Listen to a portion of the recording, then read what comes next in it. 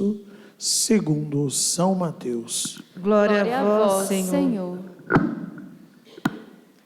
Mateus capítulo 19, versículos de 3 a 12. Mateus capítulo 19, versículos de 3 a 12.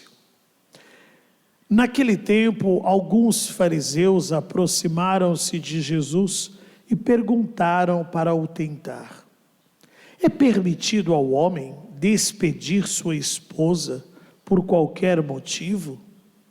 Jesus respondeu: nunca lestes que o Criador, desde o início, os fez homem e mulher? E disse: por isso, o homem deixará seu pai e sua mãe, e se unirá à sua mulher, e os dois serão uma só carne. De modo que eles já não são dois, mas uma só carne. Portanto, o que Deus uniu, o homem não separe. Os fariseus perguntaram: então como é que Moisés mandou dar certidão de divórcio e despedir a mulher? Jesus respondeu: Moisés permitiu despedir a mulher por causa da dureza do vosso coração, mas não foi assim desde o início. Por isso eu vos digo: quem despedir sua mulher, a não ser em caso de união ilegítima, e se casar com outra, comete adultério. Os discípulos disseram a Jesus: se a situação do homem com a mulher é assim, não vale a pena casar-se. Jesus respondeu: nem todos são capazes de entender isto, a não ser aqueles a quem é concedido. Com efeito, existem homens incapazes para o casamento, porque nasceram assim. Outros, porque os homens assim os fizeram. Outros ainda se fizeram incapazes disso por causa do reino dos céus. Quem puder entender, entenda. Palavra da salvação. Glória a vós, Senhor. Podemos nos assentar. Hoje só posso acolher vocês que estão participando conosco, e nós estamos transmitindo a missa de forma remota. Então, a todos que participam, Deus esteja com vocês aí nas suas casas, suas famílias. Lembrando que nós estamos na Semana Nacional de Oração pela Família. E aqui, primeira leitura, eu diria, sempre cobrando de vocês a leitura da Bíblia. Nós precisamos ler Bíblia, nós precisamos ler Bíblia, nós precisamos ler Bíblia, nós precisamos ler Bíblia. Mas, hoje eu diria, a Bíblia é muito importante. Muito importante. Mas, se nós pararmos um pouquinho e olharmos para trás, nós vamos ver o quanto que a mão de Deus esteve conosco e está conosco. Muitos de nós podem lembrar de onde saíram, a realidade de pai e mãe, o início da vida, o início do casamento, o início do trabalho, da faculdade. Quanta dificuldade que a gente passou, quanta coisa, e Deus foi cuidando. É isso que Ele mostra aqui hoje, através do profeta Ezequiel, cujo curso começa amanhã, amanhã com a missa. Logo depois da missa, nós já vamos estar aí com o curso com o João Rufino, falando sobre o profeta Ezequiel. Mas aqui ele está dizendo: olha para trás, lembra? Olha aí o sangue derramado, olha como você estava. E ele faz aqui uma analogia de uma menina que nasce e não tem quem cuide dela. E ele disse: olha, eu peguei você assim, eu cuidei de você, eu fiz uma rainha, mas à medida que você crescia, você esqueceu de mim. E quantas vezes isso acontece À medida que nós vamos ficando bem, enquanto a gente está aí com a onça bebendo água, enquanto a gente está nos apertos, a gente reza, faz novena, faz isso, faz aquilo outro, e etc, etc. Melhorou, esqueceu. É isso que o profeta está aqui reclamando. Poxa vida, eu fiz tanta coisa por você, e agora que você melhorou, você não precisa mais de mim? E aí ele usa a expressão, a analogia da prostituição, né? Você acabou se entregando para outras pessoas. E aí nós vamos vendo a idolatria que nós vamos cometendo, colocando coisas, pessoas e sentimentos no lugar de Deus. Porque agora as coisas estão bem. Agora melhorou tudo, a gente está com saúde, passou a pandemia, resolveu o problema aqui e ali. A gente esquece. E ele diz, não pode ser assim. Não pode ser assim. E hoje também o evangelho falando sobre matrimônio. Esse evangelho é um evangelho que a gente usa muito em casamento. Muito.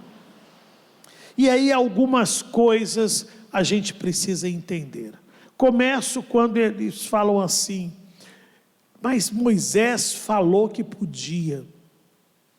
Primeiro entender o que é divórcio, que a gente às vezes não entende.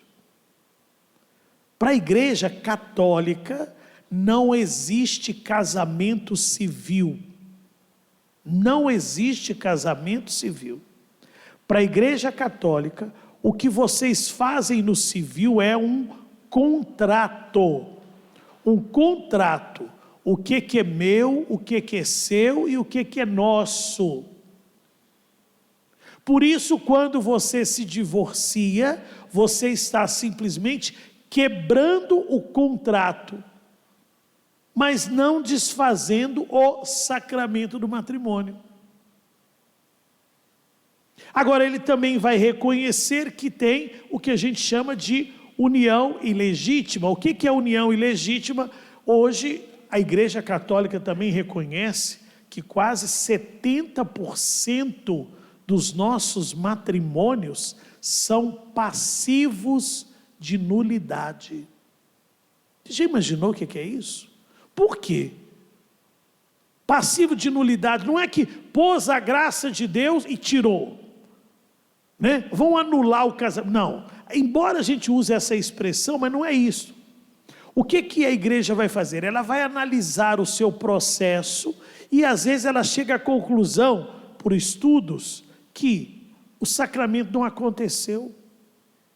Faltou consciência, faltou liberdade, faltou compromisso e um caminhão de coisas. Claro, existem alguns fatos que são automáticos. Um deles é a questão mesmo de falsa idoneidade. Se você esconde do seu cônjuge algum comportamento, alguma atitude, e pós o matrimônio é reconhecido isso, seu matrimônio está nulo, porque você casou com uma pessoa falsa, porque você não tinha consciência do que realmente ela era. Então, está anulado. Outra coisa que também é passivo de nulidade, né, que é a própria realidade da sexualidade. Aí nós temos a questão, né, dos relacionamentos homoafetivos. Se isso é constatado anterior ao matrimônio, é automático. Pode acontecer depois, também vai se tornar motivo de nulidade. Mas se um dos cônjuges assume que tinha um comportamento homoafetivo antes do matrimônio e julgou que casando poderia resolver o problema e não resolveu, o casamento está nulo. Se num determinado prazo, por exemplo, o casamento aconteceu, tem 15 dias e ainda não houve a consumação, não houve a intimidade sexual do casal, o casamento está nulo.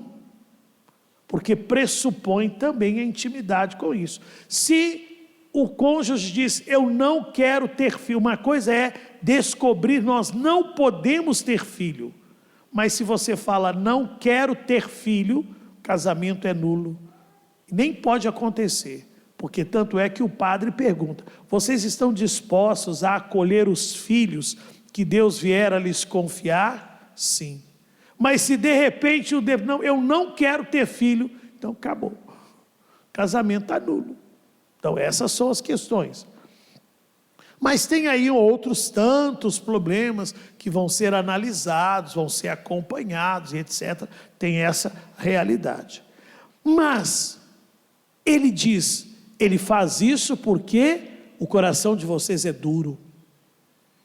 E eu sempre falo, tem muita gente que acha que casamento é decoração, música, a roupa da noiva. O pobre coitado nunca usou terno.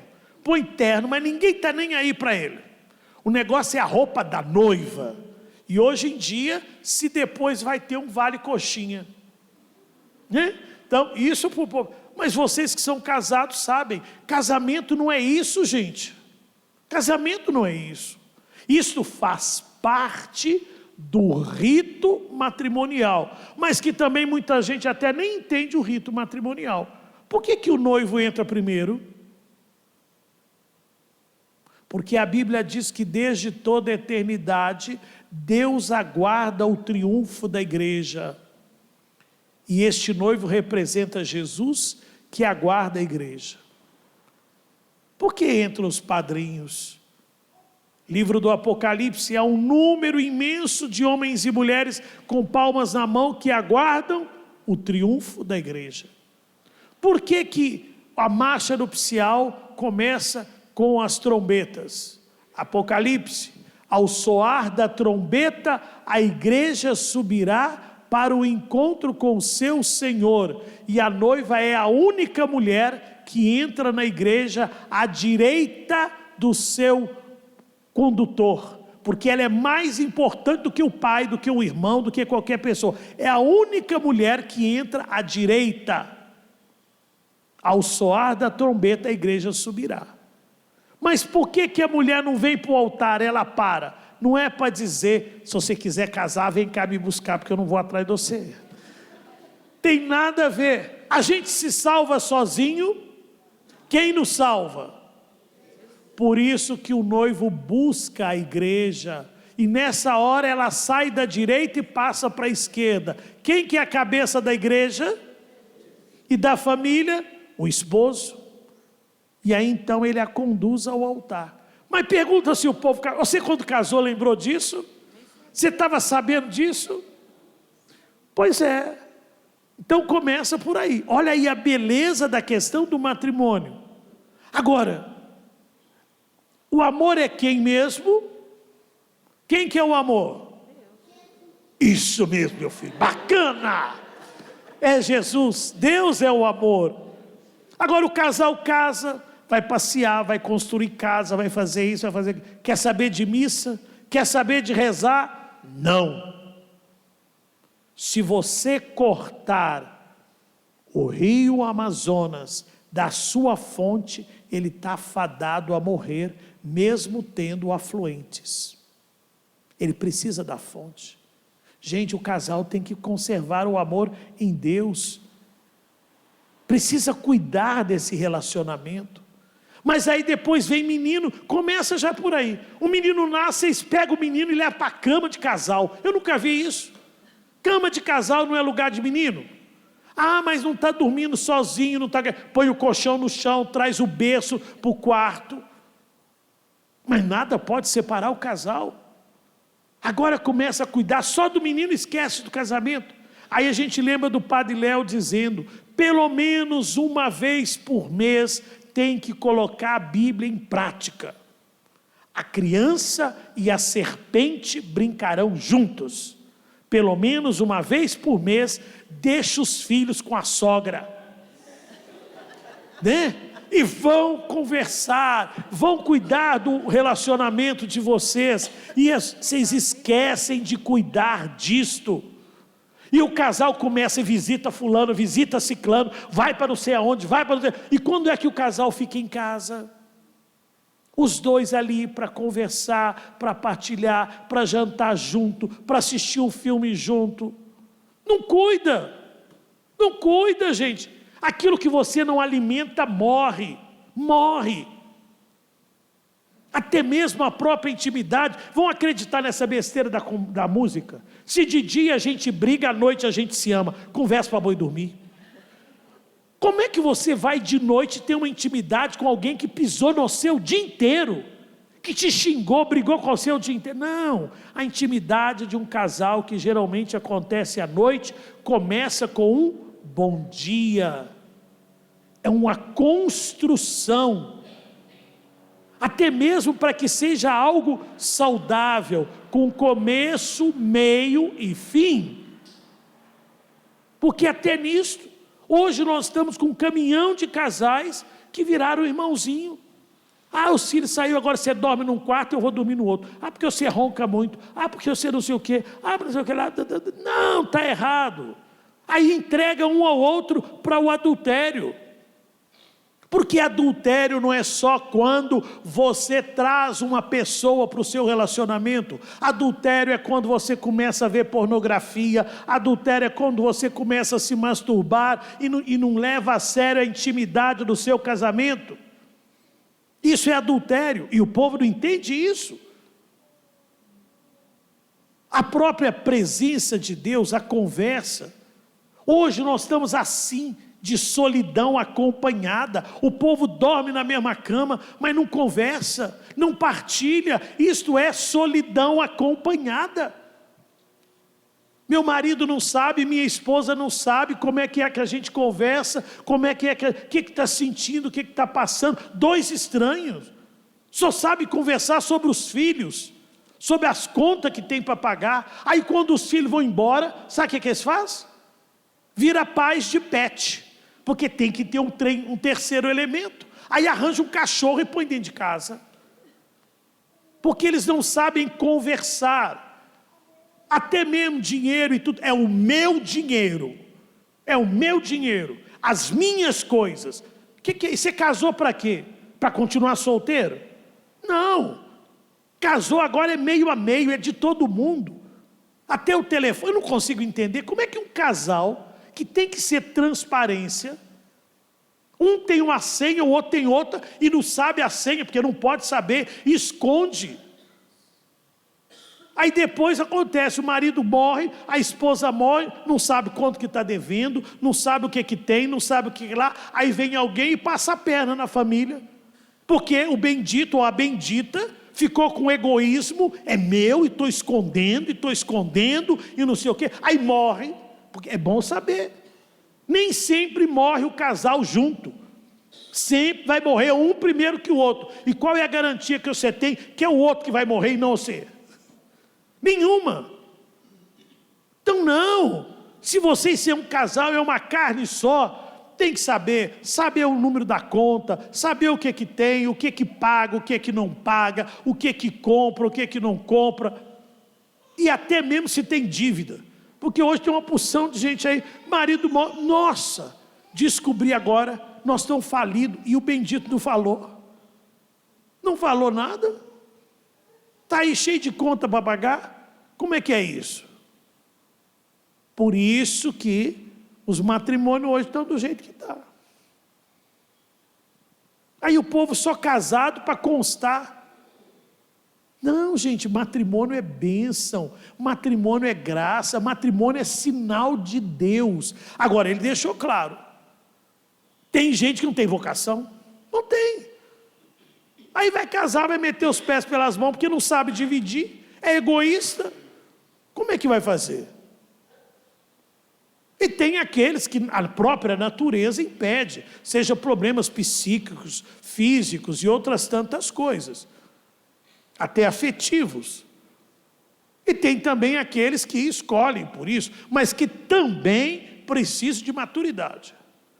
Porque mesmo aqueles que escolhem não casar por causa do reino, tem que ter maturidade, e aí também não vou fazer corpo mole diante das realidades das freiras, dos padres. A gente precisa saber que escolheu, e ninguém entra para a vida religiosa sem saber que é para viver solteiro. Agora, não é para ser solteirão, porque quando você fala solteirão, solteirona, é o mesmo que você falasse assim, mal amado. Ninguém me ama, ninguém me quer, eu vou ser padre no colégio São José. E não pode ser assim, né? A opção pelo sacerdócio, pela vida religiosa, deve ser uma disposição de amor maior, para também não ficar essas confusões que a gente fica vendo, que também não é, vamos dizer, exclusividade da nossa realidade de consagrados, porque hoje também tem muito esposo, tem muita esposa que anda aí dando os seus pulinhos e de forma errada, porque às vezes fica falando que a gente só tem esses problemas que vocês já sabem, que não precisa mencionar, porque não casou. Não, esses problemas tem muita gente casada que está tendo. Tem muita gente casada que está tendo. Então o problema não é casar ou não casar. Como uma vez um menininho desse tamanhozinho falou assim: ô padre, tal coisa podia casar. Tem casamento? Eu falei assim: não, meu filho. Já que eu tinha liberdade, eu joguei pesado. Disse assim: olha, se casamento resolver, sua mãe não estava do jeito que está. Então o negócio de dizer assim: ah, tem que casar porque tem direito a ser feliz. Casamento não é assim não. Eu não caso para ser feliz. Eu caso para fazer o outro feliz e também compreendendo que é um chamado também de Deus. É uma vocação. Não é como alguns falam: ah, sou padre, casamento é cruz, que a gente pega no altar e arrasta até o Calvário. Não, o casamento é bênção, é graça. Assim como também a vida de solteiro. Porque não é porque está solteiro que vai ficar esse trem mal amado, né? Rabugento, ou até mesmo viúva. Porque tem gente também que fica viúva. Misericórdia, ninguém merece. Aqui esse trem mal resolvido. Não, A gente tem que aprender a viver bem. Vamos pedir a Deus essa graça, vamos rezar por isso na semana da família. Pedir a Deus sabedoria, discernimento, para que seja algo bom.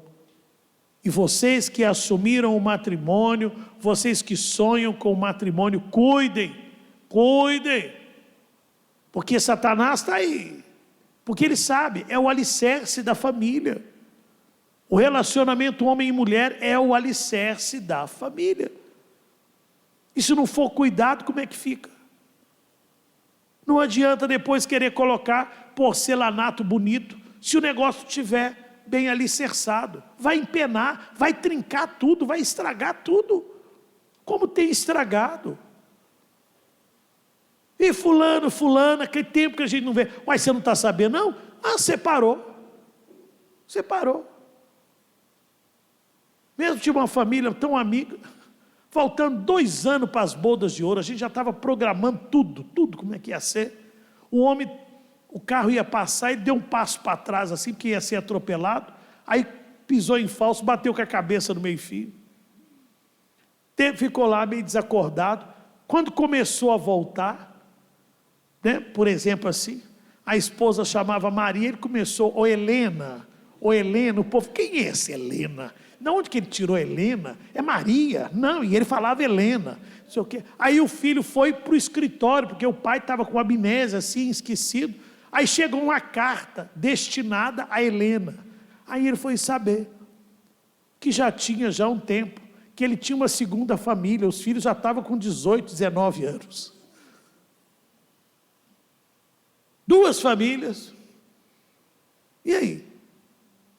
Então é assim, compreender que é uma graça, é uma bênção, mas tem que cuidar. Quem está em pé, cuide para não cair. Zele pelo seu matrimônio, converse, partilhe, tenha diálogo. E se o seu casamento está aí complicado, fica firme.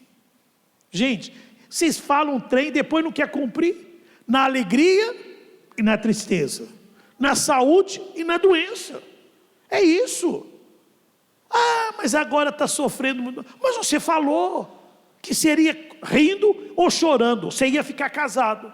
Então fica. Ué. Ah, mas eu tenho direito a ser feliz. Tem. Então faça o outro feliz, que você também vai ser feliz.